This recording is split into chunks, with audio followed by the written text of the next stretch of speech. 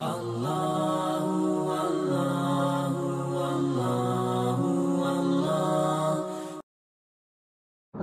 لله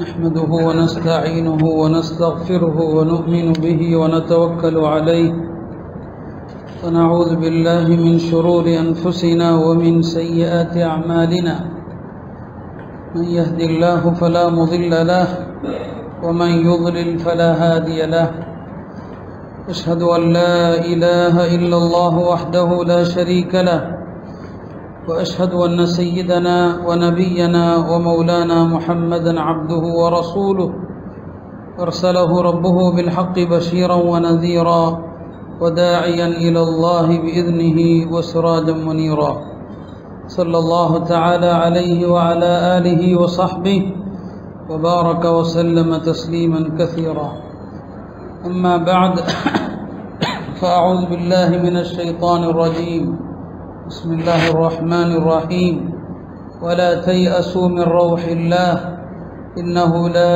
ييأس من روح الله إلا القوم الكافرون وقال النبي صلى الله عليه وسلم أفضل العبادة انتظار الفرج أو كما قال صلى الله عليه وسلم கண்ணியத்திற்குரிய அல்லாஹ்வின் நல்லடியார்களே, நமது நாட்டினுடைய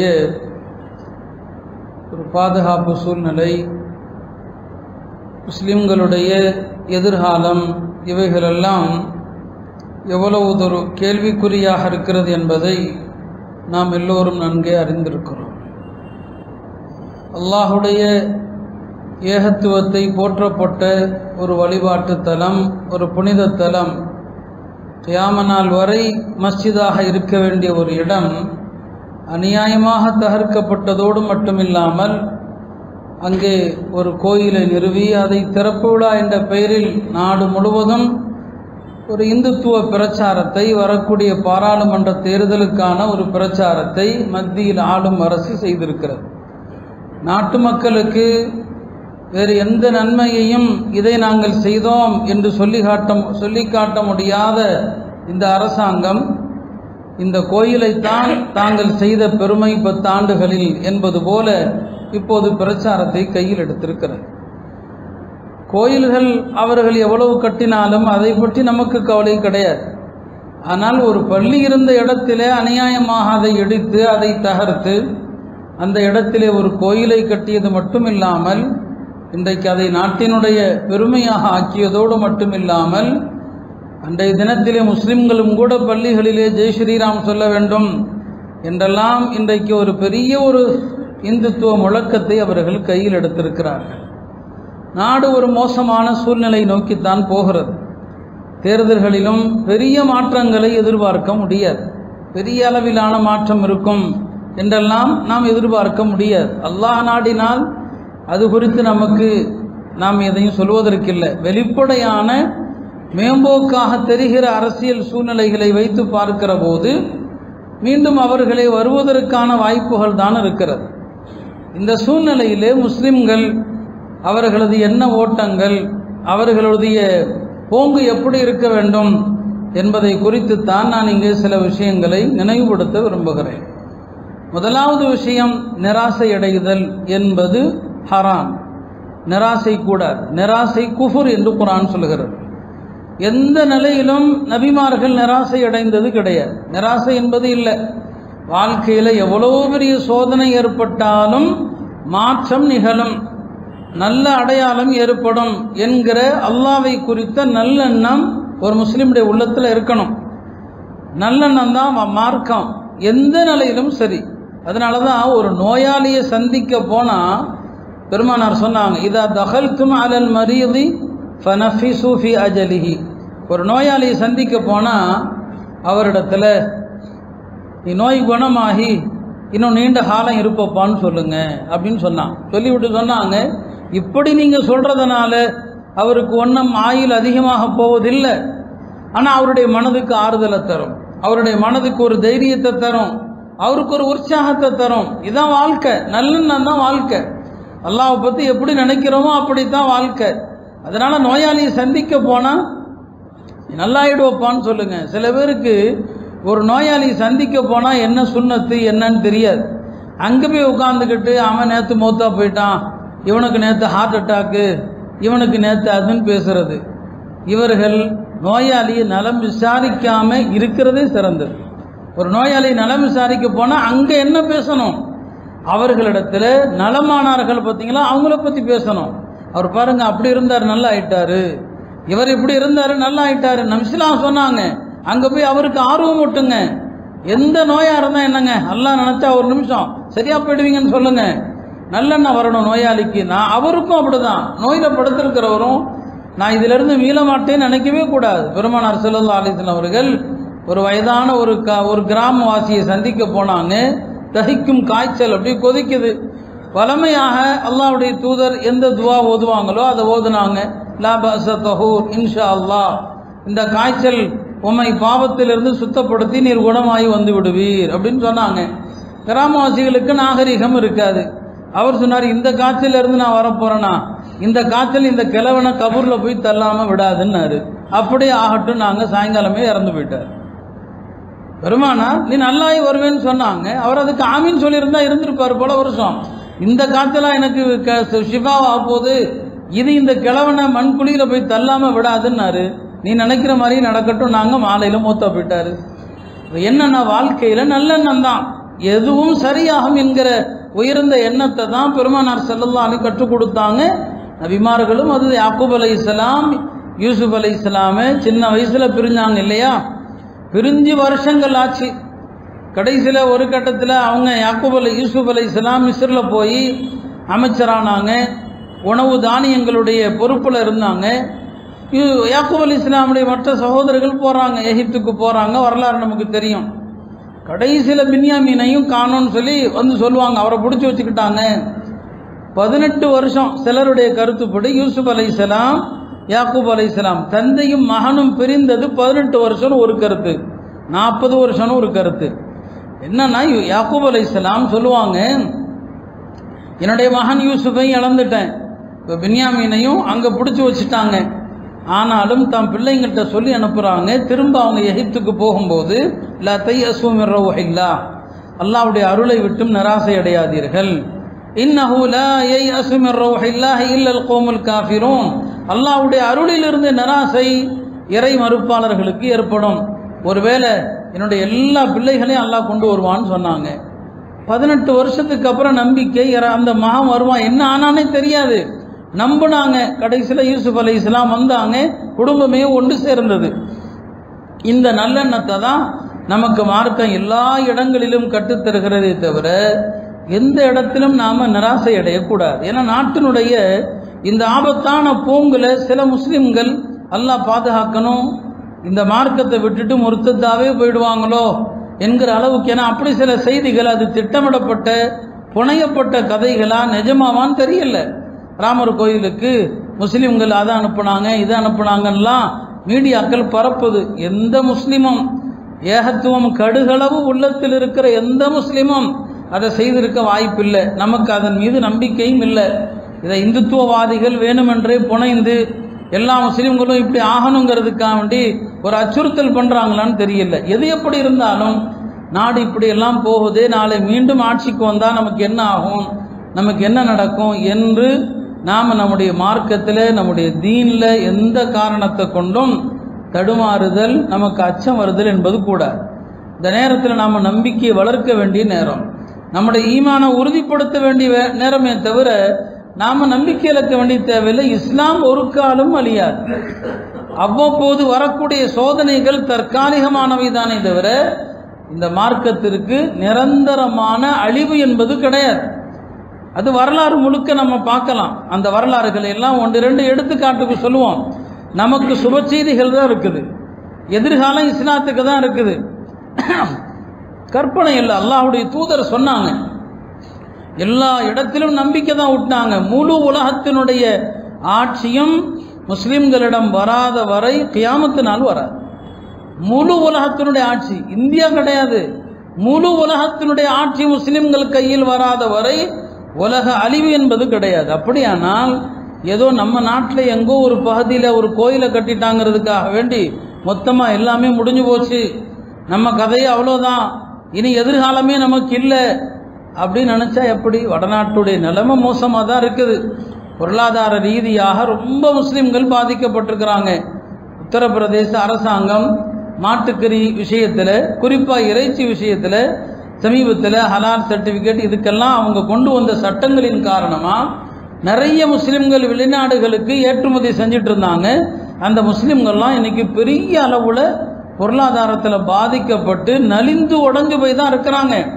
நிலைமை ஏற்படும். இந்த மாதிரியான சூழ்நிலைகள் ஏற்படுவதனால எல்லாமே கைமீறி போயிடுச்சு அப்படின்னு நினைக்கக்கூடாது. அதனால தான் நான் சொன்னேன், வரக்கூடிய தேர்தல் விஷயத்தில் கூட ரொம்ப நாம் கற்பனை கட்டக்கூடாது. ஒருவேளை அவர்களே வந்தாலும் சரி, என்ன செஞ்சிட முடியும்? இந்த மார்க்கத்தை அழிச்சிட முடியுமா என்ன? இந்த தீனை ஒட்டுமொத்தமாக இல்லாமல் ஆக்கிட முடியுமா என்ன? அது மாதிரி இங்கே நடக்காது. எங்கு வேண்டுமானாலும் நடந்திருக்கலாம். இந்தியாவை பொறுத்த வரைக்கும் அப்படி நடக்காது. ஹதரத் ஷா வலியுல்லாஹ் ரஹ்மத்துல்லாஹி அலைஹி இந்த நாட்டில் பிறந்த பெரிய மகான். அவங்க நிறைய கிதாபுகள், அதில் ஒன்று தான் தஃஹீமாத் இலாஹியான்னு எழுதியிருக்கிறான். அவங்களுக்கு நிறைய கஷ்பி இல்ஹாம்லாம் ஏற்பட்டுச்சு. சூஃபியாக்கள் ஞானிகளுக்கு ஏற்படக்கூடிய ஒதிப்புகள், அதையெல்லாம் ஒரு கிதாபாக எழுதியிருக்கிறாங்க. அவங்க மதீனாவில் இருந்தப்போ அவங்களுக்கு ஏற்பட்ட, அல்லாஹ்வுடைய புறத்திலிருந்து ஏற்பட்ட ஒதிப்புகள், பல்வேறு நிலைகளில் அவங்களுக்கு ஏற்பட்டதை கிதாபாக எழுதியிருக்கிறாங்க. அதில் பல நுணுக்கங்களை நம்மால் புரிய முடியாது. அது அந்த துறை சார்ந்த ஆன்மீக பெரியவர்கள் தான் விளங்க முடியும். அதில் இந்தியாவை பற்றி அவங்க சொல்லியிருக்கிறாங்க. ஒரு காலம் வரும் இந்த நாட்டில், அவங்க வாழ்ந்த காலத்தில் முகல் பேரரசு கடைசி காலகட்டம், வீழ்ச்சியை நோக்கி போய் கொண்டிருக்கிற காலகட்டம். 200 வருஷத்துக்கு முன்னால் எழுதுனாங்க, இந்தியாவில் ஒரு காலம் வரும், இங்கே இருக்கக்கூடிய இந்துக்களுடைய கை ஓங்கும், அவர்கள் கையில் ஆட்சி அதிகாரம் போகும், முஸ்லிம்கள் மிகப்பெரிய சொல்லனா துயரங்களுக்கு ஆளாவாங்க. ஆனால் இத்தனையும் சொல்லிவிட்டு அவங்க சொல்கிறாங்க, அது நீடிக்காது. இதான் நம்ம கவனிக்கணும், அது நீடிக்காது. அந்த நிலை மாறி இந்த நாட்டில் முஸ்லிம்களுக்கு மிகப்பெரிய சோபனம், மிகப்பெரிய சுப செய்தி இறுதியில் இருக்குன்னு சொன்னாங்க. அது எவ்வளோ காலம், எவ்வளோ ஆகும், நாம் பொறுக்கணும். நமக்கு சபூர் தேவை, அவ்வளோதான். பொறுமையோடு இருக்கணுமே தவிர மிரட்டல் இதெல்லாம் எல்லாருக்கும் வருமே. நபிமார்களுக்கு வரலையா? ஹஜ்ரத் ஃபாத்திமா ரலியல்லாஹு அன்ஹா ஒரு நாள் வீட்டுக்கு ஓடோடி வர்றாங்க. ரசூல் ஸல்லல்லாஹு அலைஹி வஸல்லம் அவங்கள்ட்ட கேட்டாங்க, ஏமா மகளே ஓடி வர்ற? சொன்னாங்க, நான் எப்படி சந்தோஷமாக வர முடியும், மக்கால அபூ ஜஹல் இன்னார் இன்னாரெல்லாம் உங்களை கொலை செய்வதாக பேசி கொண்டிருக்கிறாங்க அப்படின்னு சொன்னான். பெருமானாருக்கு கொலை மிரட்டல் அல்லாஹ்வே சொல்றான், லியுஸ்பிது கவ் யக்துலு கவ் யுக்ரிஜு, ஒன்று உங்களை சிறைப்படுத்தணும், அல்லது இந்த ஊரை விட்டு உங்களை வெளியாக்கணும், அல்லது உங்களை கொல்லணும். இந்த 3 பற்றி பேசிட்டு இருக்கிறாங்கன்னு அல்லாஹ் குர்ஆன்ல சொன்னான். பெருமானாருக்கு இந்த நிலைன்னு சொன்னால் இப்போ நமக்கே வராது, அல்லாஹ்வுடைய தூதருக்கு வருகிற நிலை நமக்கு வராமலா இருக்கும். போய் சொன்னாங்க, மகளே கவலைப்பட வேண்டாம், நீ கவலைப்பட வேண்டாம்னு சொன்னாங்க. பிறகு நபி ஸல்லல்லாஹு அலைஹி மக்காவுக்கு காபாவுக்கு வந்தாங்க. இந்த கூட்டம் எல்லாம் உட்கார்ந்துருந்தாங்க. யாரெல்லாம் பேசிட்டு இருந்தாங்களோ அவங்கெல்லாம் நபி ஸல்லல்லாஹு அலைஹி வஸல்லம் ஒரு மண் எடுத்து ஷாஹத்தில் உஜூ, இந்த முகங்கள் இழிவடையட்டுன்னு சொல்லி தூக்கி போட்டாங்க. அன்னைக்கு அந்த மண் யார் கண்ணில் எல்லாம் விழுந்ததோ அவங்க அத்தனை வெறும் பதிரில் கொல்லப்பட்டாங்க. மோசமாக சூழ்ச்சி பண்ணாங்க தான். சில நேரங்களில் அநீதியாளர்களுக்கு எதிராக துவா செய்யலாமா கூடாதா, பேர் சொல்லி துவா செய்யலாமா? அநியாயக்காரர்களுக்கு அழிவு அப்படின்னு துவா செய்யலாம், பேர் சொல்லலாமா? இன்னார் இன்னார் இன்னார் என்று. சில பேர் விஷயத்தில் இவன் இதுக்கு மேலே முஸ்லீமாக வாய்ப்பில்லை அப்படிங்கிற நிலைமை வந்துட்டா துவா கேட்கலாம். அல்லாஹ்வுடைய தூதரும் கேட்டாங்க, அல்லாஹும்ம அலைக பி அபி ஜஹல், யா அல்லாஹ் அபூ ஜஹலை தண்டிப்பாயாக. அல்லாஹும்ம அலைக பி உத்பா, உத்பாவை தண்டிப்பாயாக. அல்லாஹும்ம அலைக பி ஷைபா, அலைக பி உமையான்னு சொன்னாங்க. யார் பேரெல்லாம் சொன்னாங்களோ அத்தனை பேரும் பதிரில் இழிவா கிணத்துல தூக்கி எறியப்பட்டாங்க. மிரட்டல் வரலாம், சிறைபிடிக்கப்படலாம், நாட்டை விட்டு துரத்தப்படலாம். இதெல்லாம் அல்லாஹ்வுடைய தூதருக்கு ஏற்பட்ட நிலைகள் தான். இஸ்லாத்தை அழிக்க முடியாது, எதுவுமே நடக்காது. கொஞ்ச காலம் அவர்கள் கை ஓங்கி நிற்கும் என்று ஹஜ்ரத் ஷா வலியுல்லாஹ் ரஹ்மத்துல்லாஹி அலைஹி சொன்னாங்க. ஒரேடியாக அழிச்சிட முடியாது. அல்லாஹ் குர்ஆன்ல அசத்தியத்துக்கு நிறைய உதாரணங்கள் சொல்லுவான். அழகா சொல்றான் ஒரு ஆயத்தில், இந்த அசத்தியம் என்பது வெள்ளத்தில் மிதந்து வருகிற நுரை மாதிரி. நுரை பார்க்க பெருசா இருக்கும், ஆனா கடைசியில் பார்த்தா அது காத்துல கரைஞ்சு போயிடும். ஆத்துல தண்ணி தான் ஓடுமே தவிர நுரை இருக்காது. அல்லாஹ் சொல்றான், ஃபஅம்மா ஸபது ஃபயذهب ஜுஃபா, நுரை அழிஞ்சு போயிடும், நுரை கரைஞ்சு போயிடும். இதுதான். ஆனால் சத்தியம் இருக்கும். மா யன்ஃபஉ الناس فيمكث في الارض, மக்களுக்கு பலன் தருகிற அல்லாஹ்வுடைய மார்க்கம் இருக்கும், அல்லாஹ்வுடைய தீன் இருக்கும். அசத்தியம் கொஞ்ச நாள், இப்ப இந்துத்துவங்கிற அந்த அசத்தியம் நொர மாதிரி அப்படியே மிதக்குது. மக்கள் பார்வையில பார்த்தா பிரம்மாண்டமா தெரியுது, அச்சுறுத்தலாக தெரியுது. அழியும். அல்லாஹ்வுடைய தீன் மட்டும்தான் மேலோங்கி நிற்க போகிறது என்பதுதான் பெருமானார் ஸல்லல்லாஹு அலைஹி வஸல்லம் அவர்கள் சொன்னாங்க. சோதனை சில நேரங்களில் எவ்வளவு தூரம் வரும். இந்த நாட்டில் போகுது இல்லையா, அநியாயம் உச்சத்துக்கு கூட போகலாம். நாம போகணும்னு விரும்பல. குர்ஆன்ல அல்லாஹ் என்னென்ன நியதிகளை சொல்லி காட்டுகிறானோ அந்த நியதியை புரிந்து ஈமான வளர்க்கணும். அநீதி எவ்வளவு உச்சத்துக்கு போகும். ஒரு ஆயத்தில் அல்லாஹ் சொல்லுவான், சூரா யூசுஃபுடைய கடைசி வசனம் அது, ஹத்தா இதஸ்தைஅஸர் ருசுல் வதன்னு அன்னஹும் கத் குதிபு ஜாஅஹும் நஸ்ருனா ஃபனுஜ்ஜிய மன் நஷா வலா யுரத்து பஅஸுனா அனில் கௌமில் முஜ்ரிமீன். நபிமார்களுக்கு ஒரு கட்டத்தில் சோதனை இவ்வளவு தூரம் போயிடும். அந்த நபிமார்களை பின்பற்றிய முஸ்லிம்கள் அவங்க நினைப்பாங்களாம், இந்த நபிமார்கள் எல்லாம் சொன்னது பொய்யா, அல்லாஹ்வுடைய உதவி வரும், அல்லாஹ்வுடைய உதவி வரும், அல்லாஹ் எதிரிகளை அழிப்பான், அல்லாஹ் முஸ்லிம்களுக்கு உதவி செய்வான்லாம் சொன்னாங்களே, இவங்கெல்லாம் சொன்னது பொய்யா அப்போ அப்படின்னு யார் பேசிக்கொள்ற அளவுக்கு நபிமார்களை பின்பற்றியவர்கள் பேசுகிற அளவுக்கு நிலைமை போயிடும். அப்போ நபிமார்கள் கவலைப்படுவாங்க, யா அல்லாஹ் இந்த பின்பற்றுகிற மக்கள் கொஞ்சம் எண்ணிக்கையில் இருக்கிறாங்க, இவங்களும் சந்தேகப்படுற நிலைமை வந்துருச்சு. அப்படிங்கும் போது ஜாஅஹும் நஸ்ருனா, நம்முடைய உதவி அப்பதான் வரும். ஃபனுஜ்ஜிய மன் நஷா, நாம் நாடுகிறவர்களை காப்பாற்றுவோம். நம்முடைய தண்டனையை, அநியாயக்காரர்களுக்கு நாம் கொடுக்கிற தண்டனையை யாராலும் நிறுத்த முடியாது. அருமையானவர்களே, அதுபோலதான் நாட்டில் ஏற்படுகிற இந்த சூழ்நிலை ரொம்ப உச்சக்கட்ட அநியாயம் வரைக்கும் போனாலும் சரிதான், இறுதியில் அவர்கள் சந்திக்க போறது ஒரு சோதனை தான். எந்த நிலையிலுமே நாம நம்பிக்கை இழக்கக்கூடாது. அல்லாஹ்வுடைய குதிரத்தை நம்பணும். அல்லாஹ் எப்படி வேணாலும் காட்டலாம். ஒரு வாலிபர் தன்னுடைய மனைவியோடு போய் கொண்டிருக்கிறார். ஒரு வயதான மனிதர், ரொம்ப வயதான மனிதர், அவருக்கு வழியில நடக்க முடியல, ஒரு மயக்கத்தில் தள்ளாடுறார்.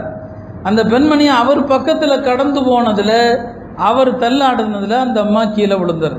அந்த அம்மா அவர் தள்ளி விடல, அவர் நிக்க முடியாம, நிலையா நிக்க முடியாம ஆடுனதுல அந்த அம்மா மேல இடிச்சாரு, விழுந்துருது. அந்த அம்மா கோபத்தில் தன்னுடைய கணவரிடத்துல, பாருங்க உங்க முன்னாலே இந்த கிழமை என்ன தள்ளி விட்டுட்டான், சும்மா இருக்கீங்களான்னு சொல்லி கேட்குது. அவன் வாலிபன், நல்ல மிடுக்கான நல்ல வாலிபன், கோபத்தில், மனைவி சொன்ன கோபத்தில் அந்த வயதான பெரியவர் என்று கூட பார்க்காம அவரை கோபத்தில் ஓங்கி அடிச்சாரான். அவர் ஏற்கனவே வழியில தடுமாறி, திக்கு தடுமாறி, பலவீனத்தினுடைய அத்தனையும் இருக்க அவர் அடிச்சதுல கீழே விழுந்து அவரால் எழுந்திருக்க முடியல. அவர் அந்த வாலிபனை பார்த்தாரு, அவ்வளவுதான். என்ன ஆச்சோ தெரியல, வீட்டுக்கு போறாங்க கணவனும் மனைவியும். அந்த கணவன் வீட்டு படியை மிதிக்கிறான், மூத்தா போயிட்டான். அந்த பெண் கோர்ட்ல போய் காந்திட்ட சொல்றா, இந்த கிழவன் தான் என் கணவனுக்கு சூனியம் வச்சுட்டான், நல்லா இருந்த என் கணவன் வீட்டு படியை மிதிக்கும் போது எப்படி செத்து போக முடியும், இந்த கிழவன் சூனியம் வச்சுட்டான், அவனை அதுக்கு உள்ள போடுங்கன்னு சொல்லி காதி அழைக்கிறார். என்னங்க, என்ன செஞ்சீங்க, என்ன நடந்துச்சு? ஒரு சொன்னார், ஒன்றும் இல்லை, நான் தடுமாறி நின்றுக்கிட்டு இருந்தேன், இந்த அம்மா என் பக்கத்தில் வந்தப்போ விழுந்துருச்சு, நான் போய் இந்த அம்மாவை தள்ளி விடவா போகிறேன், எனக்கு சக்தி இருக்குதா என்ன? இவள் கணவனிடத்தில் நான் அநியாயம் செய்து விட்டதாக சொல்லி என்னை அடிச்சிட்டான். அவன் வாலிபன், அவன்கிட்ட சக்தி இருக்குது, தன் வாலிபத்தை பயன்படுத்தி அடிச்சதுல நான் விழுந்துட்டேன். விழுந்ததும் நான் அவனை பார்த்தேன். அப்படி பார்க்கும்போது என் மனசுல இப்படி தோணுச்சு, யா அல்லாஹ் இவன் தன்னுடைய தன்னுடைய குதிரத்தை, தன்னுடைய வலிமை என்ற காட்டியிருக்கிறான், நீ தான் அதை காட்ட வச்சிருக்கிற. அவர் அரபியில சொன்னாரு, இவனுடைய வலிமை என்ன என்பதை நீ எனக்கு காட்டியிருக்கிற இல்லையா, அதே போலதான் உன்னுடைய வலிமை என்ன, அதை கொஞ்சம் எனக்கு காட்டும் விஷயத்துல, உன்னுடைய வலிமையை காட்டுன்னு சொன்னேன். அவ்வளவுதான். அல்லாஹ் சில நேரங்களில் உடனே கபூல் செஞ்சிருவான். ஏன் வலிமையை காட்ட சொல்றியா, இதோ பிடிக்கிற பாருன்னு பிடிச்சான். அல்லாஹ் பிடிச்சா, இன்ன அஹ்தஹு அலீமுன் ஷதீத், கடுமையான பிடி, இன்ன பத்ஷா ரப்பிக்கல ஷதீத், கடுமையா பிடிப்பான். அது என்னவோ நான் இப்படிதாங்க நினைச்சேன், மூத்தா போயிட்டான்னு சொல்லி அந்த காதி ரொம்ப அழகா சொன்னாரு. அந்த பெண்ணை பார்த்து, வரமா நீ கீழே விழுந்துட்ட, அவர் ஏதோ இடிச்சிட்டாருன்னு சொல்லி, நீ கீழே விழுந்த நேரத்தில் உனக்கு பிரியமான உன் கணவனை அழைத்தாய், உன் கணவன் உனக்கு உதவி செய்யும் விதமா அவரை அடிச்சிட்டாரு. அவர் கீழே விழுந்தாரு, அவர் தனக்கு பிரியமான இறைவனிடத்துல கோரிக்கை வச்சாரு, அந்த இறைவன் உன் கணவனை பிடிச்சிட்டான், ஒன்றும் செய்ய முடியாது, சரியா போச்சுன்ட்டார். அருமையானவர்களை சொல்ல வந்தது அல்லாஹ்வுடைய குதிரத் இருக்கு இல்லையா, அது யார் விஷயத்தில் எப்படி வெளிப்படும் தெரியாது. ஒரு துவா தான் நம்ம எல்லாம் செய்யணும். அல்லாஹும்ம அரினா அஜாயிப குதுரத்திக் ஃபி ஹாஉலாஇல் முஷ்ரிகீன். யா அல்லாஹ், இந்த இணை வைப்பாளர்கள் விஷயத்தில் உன்னுடைய வல்லமையின் அதிசயத்தை எங்களுக்கு காட்டுவாயாக. இந்த துவா அழகான துவா. இது இப்படிதான் துவா செய்யணும். அல்லாஹ்வுடைய குதிரத் எப்படி? இப்போ நாம பலவீனமானவர்கள், நம்மள்கிட்ட ஒண்ணுமே கிடையாது, எந்த அரசியல் சக்தியும் இல்லை, நாளை எந்த அரசியல் சக்தியும் நமக்கு பின்னால இருக்க போவதும் இல்லை, யாரும் பின்னால் வரமாட்டாங்க. ரப்பு ஒருத்தன் தான். அல்லாஹும்ம அரினா அஜாயிப குதுரத்திக ஃபி ஹாஉலா. யா அல்லாஹ், இவர்கள் விஷயத்துல உன் வல்லமையின் அதிசயத்தை காட்டு என்று எல்லாரும் தனியா ஓதுங்க, கூட்டாக ஓதுங்க, அல்லாஹ் காட்டுவான். இல்லையா? எப்படி வேணாலும் காட்டுவான். காபாவை அழிக்க வந்தவர்களை அல்லாஹ் அழிக்கலையா? அல்லாஹ்வுடைய அஜீப குதிரத்துகள் வல்லமை இருக்குது. நாம் இந்த நேரத்தில் ராசையடையக்கூடாது. நம்முடைய நம்பிக்கையை வலுப்படுத்த வேண்டிய நேரம். அல்லாஹாலா இந்த காஃபிர்களுக்கு எல்லாத்தையும் கொடுப்பான், விட்டு கொடுப்பான். நம்ம பார்க்குறோம் இல்லையா, அவன் மேலே மேலே போயிட்டே இருக்கிறான். குரான்ல அல்லாஹ் எதையுமே விட்டு வைக்கல, எல்லாத்தையும் சொல்கிறான். இதையும் சொல்லுவான் அல்லாஹ். நாம் அவர்களுக்கு ஏன் விட்டு வைக்கிறோம்? இன்னமா நும்லி லஹும் லியஸ்தாது இஸ்மா. நிறைய பாவம் செய்யட்டும், நிறைய அட்டூழியம் செய்யட்டும், அதுக்காக தான் நான் விட்டு வைக்கிறேன், கடைசியில் ஒரு நாள் பிடிப்பேன்னு சொல்கிறான். இது அல்லாஹ்வுடைய நீதி. இவர்களுக்கு அல்லாஹ் எப்படி அழிவு வச்சிருக்கிறான், எந்த இடத்துல வச்சிருக்கிறான் தெரியாது. அல்லாஹ் கேவலப்படுத்துகிற காலம் இருக்குது. இதே இந்த நாட்டில் இந்த ராமர் பிரச்சனையை கையில் எடுத்தது யார் என்று நமக்கு தெரியும். இன்னைக்கு அந்த கோயிலுக்கு போகிறதுக்கு அவருக்கே அனுமதி இல்லைன்னு உட்கார வச்சுட்டான். அல்லாஹ் இழிவுபடுத்துறானா இல்லையா? அதே மாதிரி தான் இன்னைக்கு யார் இதை கையில் எடுத்து மும்முரமாக இருக்கிறாங்களோ அல்லாஹ் நாடினால் இவர்களை எப்படி வேண்டுமானாலும் கேவலப்படுத்துவான். இதுதான் உலக வரலாறு. அதனால நாம் இந்த நேரத்தில் நம்முடைய தைரியத்தை வளர்த்துக்கொள்ளணுமே தவிர, ஒரு காலம் வரப்போகுது, கண்டிப்பாக எல்லா வீட்டுக்குள்ளும் இஸ்லாம் செல்லும். பெருமானார் ஸல்லல்லாஹு அலைஹி வஸல்லம் சொன்னாங்க, அல்லாஹ் எனக்கு கிழக்குகளையும் மேற்குகளையும் சுருட்டி காட்டினான். கிழக்கு மேற்கு எல்லாத்தையும் அல்லாஹ் காட்டினான். எனக்கு அல்லாஹ் சுருட்டி காட்டிய அந்த பகுதிகள் முழுக்க என் சமுதாயத்தினுடைய ஆட்சி விரிவடையும் சொன்னான். இன்னொரு ஹதீஸில் சொன்னாங்க, யப்லுகு ஹாதல் அம்ரு மா பலகல் லைலு வன் நஹார். இந்த மார்க்கம் இரவு பகல் சென்றடைந்த இடங்களுக்கெல்லாம் சென்றடையும் சொன்னான். வலா யத்ருகுல்லாஹு பைத மதரின் வலா வபரின். இந்த மார்க்கம் கிராமத்து குடிசை வீட்டையும் விட்டு வைக்காது, நகரத்து கோபுர வீட்டையும் விட்டு வைக்காது. இந்த மார்க்கம் கிராமத்து குடிசை வீட்டுக்குள்ளையும் போகும், நகரத்து மாளிகை வீட்டுக்குள்ளையும் போகும். எல்லா வீட்டுக்குள்ளும் இந்த மார்க்கம் சென்றடையும். இந்த மார்க்கம் சென்றடையாத வீடே இருக்காதுன்னு சொன்னான். இதெல்லாம் பெருமானாருடைய ஹதீஸ் இல்லையா? இது எல்லா வீட்டுக்கும் போய் சேரும் இஸ்லாம் அப்படின்னு சொன்னாங்க. அந்த காலம் கண்டிப்பாக நெருக்கத்தில் தான் இருக்குது. இஸ்லாம் எல்லா வீட்டுக்கும் செல்லுகின்ற ஒரு காலம் பக்கத்தில் இருக்கு. நாம பெருமானார் ஸல்லல்லாஹு அலைஹி வஸல்லம் அவர்கள் சொன்ன இந்த சுப செய்திகள் அதையெல்லாம் நம்ம நம்பணும். கண்டிப்பாக இந்த மார்க்கம் வெற்றி அடையும் என்று சொன்னாங்களே, அதை நம்பணும். சஹாபாக்கள் நம்பினாங்க. பெருமானாருடைய காலத்தில் பெரிய அளவில் வெற்றி கொள்ளப்படலை. அரபுகள் முஸ்லீம் ஆயிருக்கிறாங்க, மதீனாவை சுற்றி முஸ்லீம் ஆனாங்க. மக்கா வெற்றி கொள்ளப்பட்டது, தாயிஃப் வெற்றி கொள்ளப்பட்டது, அவ்வளோதான். ஆனால் பெருமானார் சொன்னாங்க, 2 பெருநகரங்கள், இந்த பெருநகரங்களை நீங்கள் வெற்றி கொள்வீங்கன்னு சொன்னாங்க. அந்த காலத்தில் இருக்கிறவன் கேலியா கூட நினச்சிருப்பான். ஒன்று இஸ்தான்புல், இன்றைய துருக்கியினுடைய தலைநகர் இஸ்தான்புல், அது அரபியில் குஸ்துந்தீனான்னு சொல்லுவாங்க. நீங்கள் குஸ்துந்தீனாவை வெற்றி கொள்வீர்கள். இரண்டாவது என்ன? ரோம், இத்தாலியை வெற்றி கொள்வீர்கள்னு சொன்னாங்க. சஹாபாக்கள் நம்பினாங்க. கேட்டாங்க, யார சொல்லலாம், இந்த 2 பெரிய நகரங்களில் முதலில் எதை நாங்கள் வெற்றி கொள்வோம்னு கேட்டாங்க. எந்த நகரம் முதலில் வெற்றி கொள்ளப்படும் கேட்டாங்க. சொன்னாங்க, குஸ்துந்தீனா தான் முதல்ல வெற்றி கொள்ளப்படும், இஸ்தான்புல் தான் முதல்ல வெற்றி கொள்ளப்படும் சொன்னாங்க. சரி, பெருமானார் சொன்னது நடந்தது. எப்போ நடந்துச்சு? போனாங்க முஸ்லீம்கள், பல முறை போனாங்க. இஸ்தான்புல் வெற்றி கிடைக்கல. ஹஜ்ரத் அமீர் முஆவியா ரலியல்லாஹு காலத்திலிருந்து படைகள் போய்கிட்டே இருந்தாங்க, பல முறை போனாங்க, வெற்றி கிடைக்கல. முயற்சியை விடலை. முயற்சிங்கிறது எப்படின்னா, எறும்பு அது முயற்சியை விடாது.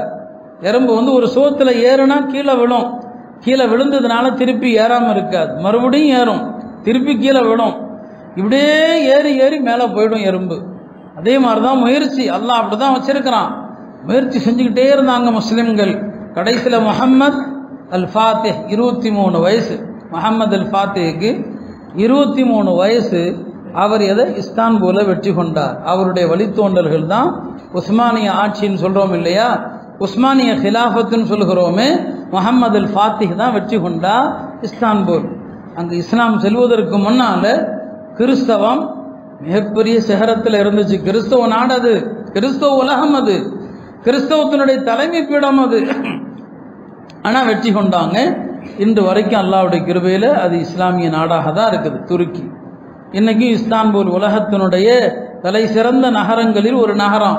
பல அருங்காட்சியகங்கள், பல மியூசியங்கள் எல்லாம் இஸ்தான்பூல் நகரத்தில் இருக்குது இல்லையா. அப்போ இஸ்தான்பூல் வெற்றி கொள்ளப்படும் சொன்னாங்க, சஹாபாக்கள் நம்பினாங்க. இன்னொரு நகரம் எது, ரோம், இன்னும் வெற்றி கொள்ளப்படலை.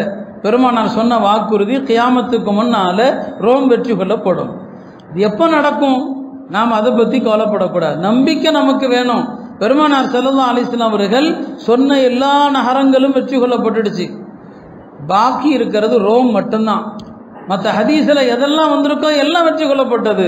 ரோம் மட்டும்தான் இருக்குது. அந்த ரோமும் வெற்றி கொள்ளப்படும் என்று ரசூல் சொன்னாங்க. அது கியாமத்துக்கு முன்னால் நடக்கும். எனவே உலகம் முழுக்க இஸ்லாமிய ஆட்சி, இஸ்லாமிய அதிகாரம் இதெல்லாம் வரும் என்று சொன்னாங்க. அது நடக்கக்கூடிய நாள் இருக்குது. நாம் நல்ல முஸ்லீம்களாக இருக்கணும். ஏன்னா சில நேரங்களில் அல்லாஹ் பாதுகாக்கணும், பிறக்கும்போது முஸ்லீமாக பிறந்தவன் மதம் மாறி போயிடுவான், ஆனால் அவர்கள் முஸ்லீம் ஆகிடுவாங்க.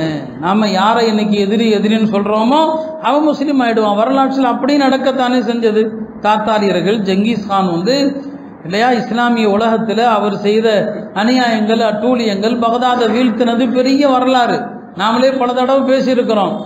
அந்த ஜெங்கிஸ்கானுடைய மகன்கள், 4 மகன்கள் 4 திசைக்கு போனாங்க, இஸ்லாமிய ஆட்சியை வீழ்த்தினாங்க, பலவிதமான கொடுமைகளை செஞ்சாங்க. ஆனால் என்ன ஆனது, உலகத்தில் என்ன நடக்கும், யார் வெற்றி கொண்டானோ அவனுடைய மதத்தை தோல்வி அடைந்தவர்கள் பின்பற்றுவாங்க. இதுதான் உலகத்தில் நடக்கும். ஆனால் தாத்தாரிய வரலாறு அப்படியே தலகி, வெற்றி கொண்டவர்கள் தோற்றவர்களுடைய மார்க்கத்துக்கு மாறிட்டாங்க. யார் வெற்றி கொண்டார்களோ, யார் ஜெயிச்சாங்களோ அவர்கள் தோல்வியுற்றவர்களுடைய மதத்துக்கு மாறிட்டாங்க. இதுதான் நம்ம வரலாற்றில் பார்க்கிறோம். பரக்கத் கான், அவங்களுடைய பேர்கள்லாம் முஸ்லீம் பேர் மாதிரியே தான் இருக்கும். தாத்தாரியர்கள் பரக்கத் கான், ஹுல்லாக்கு கான், இவங்கெல்லாம் பின்னால் முஸ்லீம் ஆனாங்க. இத்தனைக்கும் இவர்கள் பகதாதை வீழ்த்தின பிறகு பைத்துல் மக்தீஸை கைப்பிடிக்கலாம்னு நினைக்கிறாங்க. அதுக்கப்புறம் மக்கா மதீனாவை கைப்பற்றுகிற அளவுக்கு திட்டம் போட்டாங்க. அல்லாஹ்வுடைய நாட்டம் வழியிலே முஸ்லீம் ஆயிட்டாங்க. அல்லாஹ்வுடைய நாட்டம் வழியிலே முஸ்லீம் ஆனாங்க. தாத்தாரிகளுடைய வரலாறு மௌலானா அபுல் ஹசன் அலி நதீர் ரஹ்மத்துல்லாஹி அலைஹி இந்த தாத்தாரிய வரலாறை சொல்லிக்கிட்டே இருப்பாங்க. எல்லா கிதாபிலையும் முஸ்லிம்கள் மறக்கக்கூடாத வரலாறுன்னு சொல்லுவாங்க. ஏன்னா வெற்றி பெற்றவர்கள் தோற்றவர்களுடைய மார்க்கத்தை பின்பற்றினார்கள். அல்லாஹ் நாடினா இந்த நாட்டில் அதுவும் நடக்கும். அப்படியும் சில பெரியார்கள், மகான்கள் சொல்லியிருக்கிறாங்க, இங்கே இருக்கிற இந்துக்கள் எல்லாம் முஸ்லீம் ஆவாங்க, இங்கே இருக்கிற இந்துக்களும் முஸ்லீம் ஆவாங்க. அப்படியும் நடக்க வாய்ப்பு இருக்குது. அதில் ஷாவுல்லா ரஹ்மத்துல்லாஹி அதான் சொன்னாங்க, இந்த ஆட்சியாளர்கள் இவன் நாளைக்கு மேலே எல்லாத்தையும் பிடிச்சி ஒரு கட்டத்தில் இவனுடைய அட்டூழியத்தை கண்டு இந்துக்களே பொறுக்க முடியாமல் முஸ்லீம் ஆவார்கள். அப்படிதான் இந்த நாட்டில் நடக்க இருக்கும். இவன் நாளைக்கு மீண்டும் மீண்டும் வந்து இவன் செய்கிற அநியாயங்கள், ஏன்னா எவ்வளோ நாளைக்கு மதம் இந்துத்துவம் எடுபடும், எவ்வளோ நாளைக்கு ஒரு கட்டத்தில் இவனுடைய பிரச்சனையில் பொருளாதாரம் பூரா இப்போவே போச்சு எல்லாமே. பல சாமியார்களே சொல்கிறாங்க, கோயில் என்னெல்லாம் ஆட்சி செஞ்சது போதுமப்பா, கொஞ்சம் ஒழுங்காக ஆட்சி செய்யுங்க அப்படி நாம சொல்லலை. பல சாமியார்கள் சொல்கிறாங்க, இவன் பொதுமக்களை அதை சொல்லி ஏமாற்றிக்கிட்டு இருக்கிறான். ஒரு கட்டம் வரும், இந்த பொதுமக்களே நீ ஒழுங்காக ஆட்சி செய்கிறியா, நாங்கள் முஸ்லீம் ஆகட்டுமான்னு கேட்பாங்க. ஷாஹ்லீலா ரஹ்மத்துல்லாஹி அதான் குறிப்பிட்றாங்க, இவங்க ஆட்சியில் இவங்க செய்யக்கூடிய அநியாயத்தை பார்த்து இந்த நாட்டினுடைய மக்கள் இஸ்லாத்தை விட்டா வழி இல்லை என்று முஸ்லீம் ஆவார்கள் என்று எழுதியிருக்கிறான். அருமையானவர்களே, அப்படிப்பட்ட ஒரு காலமும் கூட இந்த நாட்டில் வரலாம். நாம் நிராசை அடைஞ்சிடக்கூடாது. அல்லாஹ் கைவிட்டு விட்டானோ, அல்லாஹ்வுடைய உதவி இல்லாமல் போச்சோ, அல்லாஹ்வுடைய உதவிக்கான நியதிகள் இருக்குது, அது கண்டிப்பாக நிறைவேறும். அல்லாஹ்வுடைய வாக்குறுதி நிச்சயமாக பொய்யாகாது. இந்தியாவை பொறுத்த வரைக்கும் பல அவுலியாக்கள் வாழ்ந்த பூமி இது. அவங்களுடைய துவாக்கள் எல்லாம் இந்த நாட்டுக்கு இருக்குது. எனவே இந்த நாடு முழுமையாக இறை மறுப்பு நாடாக, ஷிர்க்குடைய நாடாக ஒருபோதும் மாறாதுங்கிற நம்பிக்கை நமக்கு இருக்குது. நாம் அந்த நம்பிக்கையை வளர்க்கணும். அல்லாஹ் நமக்கு அதில் உறுதி அல்லாஹ் நமக்கு தரணும். இப்போ நாம் சோதனையான ஒரு கட்டத்தில் இருக்கிறோம். இப்போ நம்ம ஊர் மக்கள் வட இந்தியாவுக்கெல்லாம் போகிறாங்க, வர்றாங்க. இப்போ ட்ரெயின் பயணமே கூட ஆபத்து தான். ட்ரெயின் பயணங்கள் பல ஆபத்தான சூழ்நிலை. இந்த மாதிரி நேரங்களில் சில திக்ருகளை நாம் கடைபிடிக்கணும். அல்லாஹ் பாதுகாப்பான். நான் ஏற்கனவே சொல்லியிருக்கிறேன், இந்த திக்ருகள் எல்லாம் நல்லோர்களுக்கு மட்டும்தான் இல்லை, எல்லோருக்குமே பலன் தரக்கூடியவை தான். நபி ஸல்லல்லாஹு அலைஹி வஸல்லம் அவர்கள் அன்னை ஆயிஷா ரலியல்லாஹு அன்ஹா சொன்னாங்க, கவலையோ கஷ்டமோ துன்பமோ வந்தால் 3 விஷயத்த சொன்னான். கவலை, கஷ்டம், துன்பம் வந்தா அல்லாஹு அல்லாஹு ரப்பி லா உஷ்ரிகு பிஹி ஷைஆ, அல்லாஹு அல்லாஹு ரப்பி லா உஷ்ரிகு பிஹி ஷைஆ, இதை ஓதுங்க சரியா போயிடும்னு சொன்னான். பாருங்க, வரலாற்றில் ஒரு நிகழ்ச்சி எழுதுறாங்க. அப்துல் ரஹ்மான் இப்னு ஜியாத் என்று ஒரு பெரிய மனிதர், ரோமர்கள் முஸ்லிம்களை எல்லாம் கைது செஞ்சு வச்சிருக்கிறான், எல்லாருக்குமே தூக்கு தண்டனை கொடுக்குறான். அப்துல் ரஹ்மான் ஜியாத் சொல்றாரு, தூக்கு தண்டனை மேடைக்கு நான் கொண்டு வரப்பட்டு நிறுத்தப்பட்டுட்டேன், கழுத்தில் தூக்கு கயிறு விழப்போகுது. அந்த நேரத்தில் அந்த அதிகாரிகளில் ஒருத்தர் நிறுத்துங்கப்பான்னு சொன்னார். போடாதீங்க, நிறுத்துங்க. நிறுத்திட்டாங்க. என்னை கூப்பிட்டு கேட்டார், என்ன முணங்கிட்டு இருந்த, எதோ சொல்லிட்டு இருந்தியப்பான்னு சொல்லி. அவர் சொன்னார், அல்லாஹு அல்லாஹு ரப்பி லா உஷ்ரிகு பிஹி ஷைஆ வலா அத்தஹிது மின் தூனிஹி வலியான்னு சொன்னேன். ஏன் அதை சொன்னேன்னு கேட்டார். இல்லை, எங்கள் நபி சொல்லியிருக்கிறாங்க, ரொம்ப கவலை, ரொம்ப துயரம், பிரச்சனைன்னு சொன்னால் இதை ஓதுங்க அப்படின்னு சொன்னாங்க. ஓதுனேன், அவ்வளோதான். அவர் சொன்னார், அப்படியா, இது இஞ்சிலையும் இருக்குதுன்னு சொன்னார். இது எதில் இருக்குது? இஞ்சிலையும் இருக்குது. எல்லா நபிமார்களுக்கும் ஒரே வகை தானே. சொன்னது இது இஞ்சிலையும் இருக்குது. அல்லாஹு அல்லாஹு ரப்பி லா உஷ்ரிகு பிஹி ஷைஆன்னு ஓதுனா துன்பங்கள் நீங்கன்னு இருக்குது. இஞ்சியில் உள்ளதை நீ சொல்லிட்டதுனால உனக்கு மன்னிப்பு, நீ போன்னு சொல்லிட்டார். தூக்கு மேடைக்கு காப்பாற்றப்பட்டதும் உண்டு. கற்பனை எல்லாம் வரலாறு. அதனால பயணங்கள் செய்கிற நேரங்களில் இந்த மாதிரி துவாக்கள் கோட்டை. வேற நாம எந்த போலித்தனமும் செய்யக்கூடாது. நம்மளை காப்பாற்றிக்கிறதுக்காண்டி பொட்டு வச்சுக்கிறதோ அல்லது ஷிர்க்குடைய குஃபருடைய அடையாளங்களை தாங்கி கொள்றதோ அல்லாஹ் பாதுகாக்கட்டும். அதுக்காண்டி தாடி எடுத்துறது பயத்தில் எதுவும் வேண்டாம். இந்த திக்ருகளே போதும். எதிரிகளுடைய கண்களுக்கு முன்னால அல்லாஹ் பாதுகாப்பா. நம்மளை நாம நம்பிக்கையோடு சொன்னா கூட்டமாக இருக்கிறாங்க. ஷாஹத்தில் உஜூ பல இடங்களில் பெருமானார் இந்த ஷாஹத்தில் உஜூன்னு சொன்னாங்க. பதிரில் சொன்னாங்க. பதிரில் எதிரிகளை பார்த்ததும் இந்த முகங்கள் இழிவடையும் சொன்னாங்க. அதனால அது முஸ்லிம்களுக்கு கற்றுக் கொடுத்தாங்க, இவ்வாறு சொன்னா உங்களுக்கு பாதுகாப்பு என்று. அதனால இந்த மாதிரி ஆபத்தான இந்த காலகட்டங்களில் இந்த துவாக்களை எல்லாம் நாம ஓதினோம்னு சொன்னா அல்லாஹ் நிச்சயமாக பலன் தருவான். எல்லாம் வல்ல அல்லாஹ் நாட்டினுடைய இந்த மோசமான நிலையை சீராக்கி எல்லா மக்களும் பாதுகாப்போடு எவ்விதமான ஆபத்தும் இல்லாமல் வாழ்வதற்கு வழி செய்வானாக. கலவரங்கள் இல்லாமல் முஸ்லிம்களுடைய உயிர்கள், உடைமைகள் அனைத்தையும் அல்லாஹ் பாதுகாப்பானாக. நாட்டை சூழ்ந்திருக்கிற இந்த மோசமான மதவாத சூழல் நீங்கி இந்த நாட்டிலே கண்ணியத்தோடு முஸ்லிம்கள் வாழ்வதற்கும் தங்களுடைய வழிபாடுகளை செய்வதற்கும் மார்க்கத்தை அழுத்தமாக பின்பற்றுவதற்கும் அல்லாஹ் தௌஃபீக் செய்வானாக. எந்த நிலையிலும் தங்களது ஈமானுடைய உறுதியை இழக்காமல் அவர்களுக்கு மன வலிமையை அல்லாஹ் தந்தல்வானாக. வாஹிரு தஅவானா அனில் ஹம்துலில்லாஹி.